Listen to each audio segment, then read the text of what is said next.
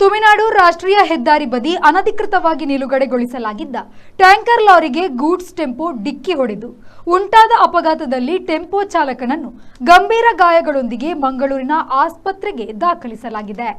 ಪೆರ್ಮುದೆ ಮುಂಡೆ ಕಾಪು ನಿವಾಸಿ ಸುಂದರ ಅಪಘಾತದಿಂದ ಗಾಯಗೊಂಡು ಆಸ್ಪತ್ರೆಗೆ ದಾಖಲಾಗಿದ್ದಾರೆ. ಅಪಘಾತದಲ್ಲಿ ರಿಕ್ಷಾ ಟೆಂಪೋ ಸಂಪೂರ್ಣ ನುಜ್ಜುಗುಜ್ಜಾಗಿದೆ. ರಾತ್ರಿ ಸಮಯದಲ್ಲಿ ತಲಪಾಡಿಯಿಂದ ತುಮಿನಾಡು ತನಕ ನೂತನ ಷಟ್ಪಥ ರಸ್ತೆಯ ಬದಿಗಳಲ್ಲಿ ಘನವಾಹನಗಳು ನಿಲುಗಡೆಗೊಳ್ಳುತ್ತಿರುವುದು ಅಪಘಾತಕ್ಕೆ ಕಾರಣವಾಗುತ್ತಿದೆ.